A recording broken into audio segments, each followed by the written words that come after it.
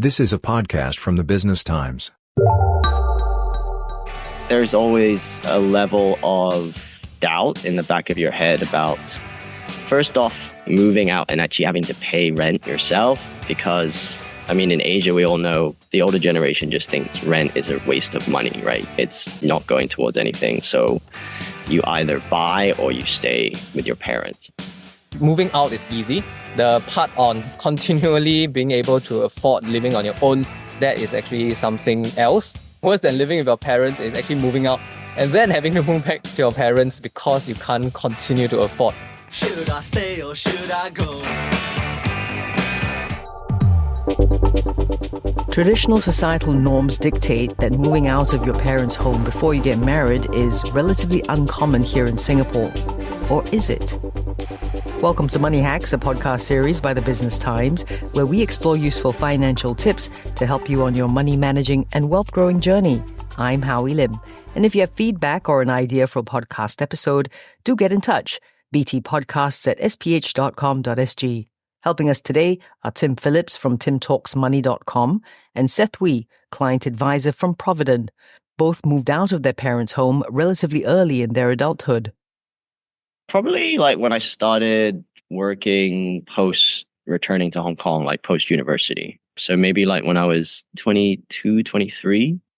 Yeah, it was more about understanding the budget constraints first, understanding what I had to work with my job, and then moving to an area that was relatively close to them. In Hong Kong, everything's relatively close to each other. Probably the same in Singapore. Yeah, having that conversation. But I think because my dad is from the UK, it's a bit different. My mom's from Hong Kong.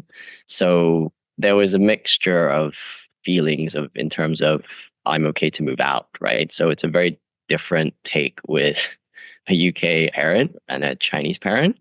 But I was nearby, so it wasn't a difficult conversation to have with my parents. And because it's Money Hacks, we have to talk money.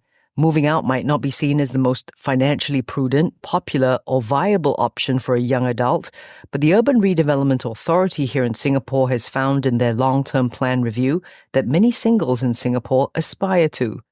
Seth Wee is client advisor from Providend and moved out of his folks' place some 4 years ago. The first thing we need to get in order is that we need to have at least our emergency savings saved up for a rainy day. So that, depends on who you ask. It can be anywhere between 3 to even 12 months of expenses. So we tend to recommend somewhere in between, right? So 6 months of expenses saved up in your bank account so that in case of any emergency, you have something to fall back on. So when you move out and let's say you are thinking about renting, you don't need that much capital outlay. Typically, you need 1 to 2 months of security deposit.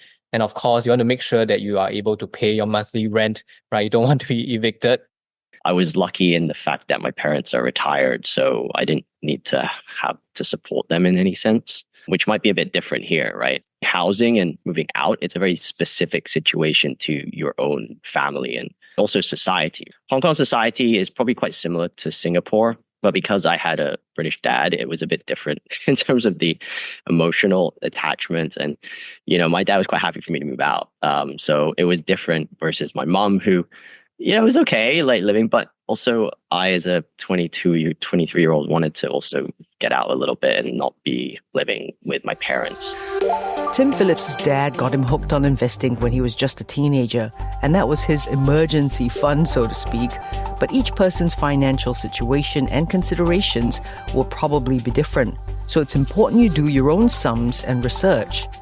I had some investments because it wasn't official investments, but when I was younger, my dad had put away a certain amount of money on my birthdays or whatever into the stock market and introduced me to that investing concept when I was young.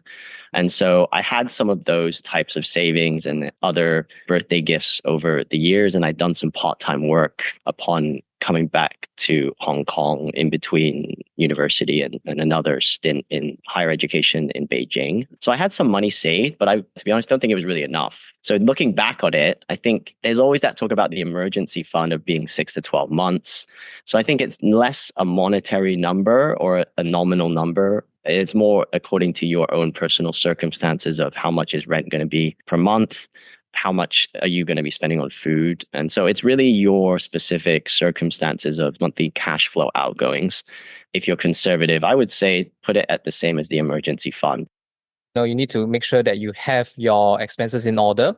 We do say life decisions first before financial decisions. So if your life goal is really, to live on your own, move out, that's fine, okay, but you must make sure that your financials are able to support that decision. So above the emergency savings that I mentioned, you also need to see whether or not such a move will actually deter you from reaching other goals that may also be very important and relevant to your life. So some people want to retire early. Then, of course, moving out would come at the expense of other goals, given limited resources. So you have to weigh which are the ones that are really most important to yourself. So, of course, we also have other long-term goals like, perhaps your children's education, taking care of aged parents. So it really are all competing users for your resources. See which one is actually the most important to you. More with Seth Wee from Providend and also Tim Phillips from timtalksmoney.com as we try and figure out how you decide when it's time to move out. And are the numbers the only thing you need to think about? Also, if you have feedback and an idea for a podcast episode, do get in touch. btpodcasts@sph.com.sg. More in a moment.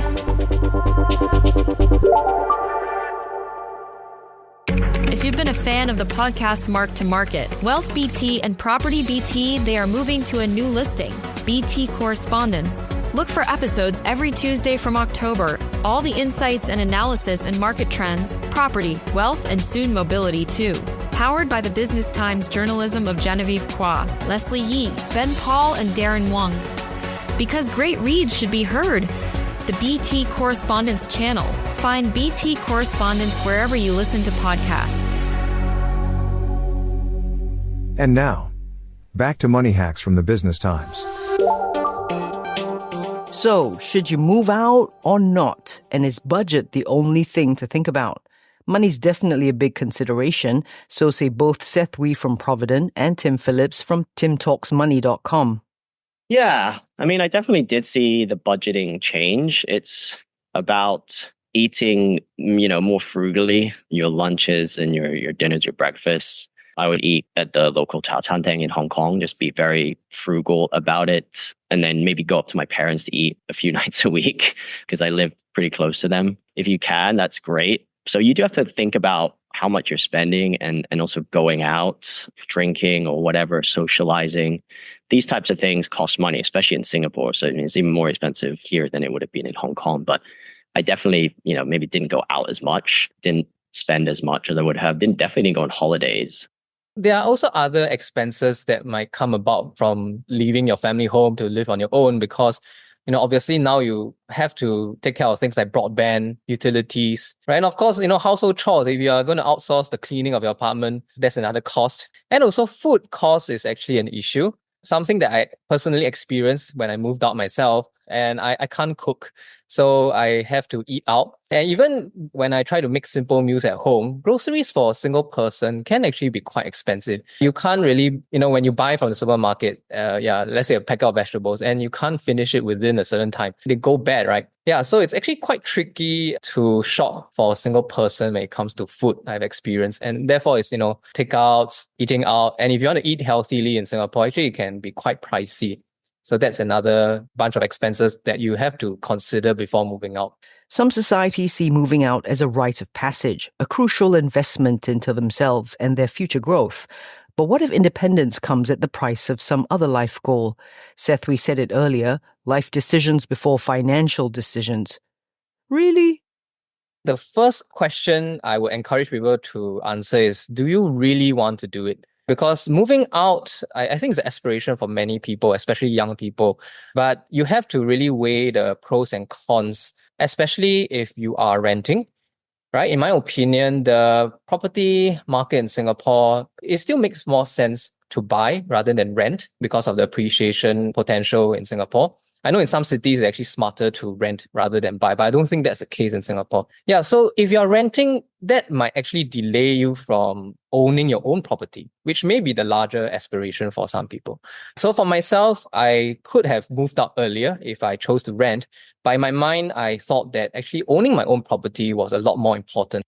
Second would be, of course, to consider your affordability, right? When you're buying, you have to look at the deposit amount and also the monthly mortgage. And we believe that you should not spend more than 35% of your income on your housing. And if you are buying, your property value should be 5 times your annual income or less. Yeah, of course, these are guidelines and they differ from person to person. Yeah, and thirdly, of course, it's an ongoing affordability issue, right? So things like your utilities, your broadband, cleaning costs, these are things that can accumulate over time, right? And you have to make sure that you are able to continually afford these things. So job security becomes something that you also need to look at, because moving out is easy. The part on continually being able to afford living on your own, that is actually something else. In my opinion, worse than living with your parents is actually moving out and then having to move back to your parents because you can't continue to afford. So I think job security is the third I will actually look at before moving out. So these are the 3 things in my checklist. I think nowadays 20% is really unrealistic. To be fair, in this environment and the market here, it's like, if you can keep it under 30%, you're doing a good job. In the markets like in Hong Kong, Singapore, there are people who spend like maybe 40 to 50%. So that's tough, because then you've only got 50% to actually spend, and then you've got how much to save. It's really difficult. So if you can keep it under a third of your gross income per month, then that's good in a place like Singapore. But it depends on the type of place you want to get, where you want to live, which area. Do you want to be near your parents? There are good options in Singapore as well, right? You have going the condo route or going the HDB route if you want to rent out. There's a range, which I think is better. In Hong Kong, there isn't as much of that choice as there is in Singapore. But we've had the Singapore rents going crazy. They went crazy like 2 years ago, right? So they caught up, I think, with a lot of major cities nowadays. So I'd say anything under a third for people moving out would be good. But the lower, the better, if you're comfortable with that, obviously. Okay, so renting doesn't seem like too good of an idea. This is all sounding like it's too much, to be honest. But Tim and Seth have been on their own for some time. Sure, Tim's married now, and Seth has a cat, and for all intents and purposes, they don't regret living on their own in their early adulthood. Or do they? Honestly, I would say just like cook more.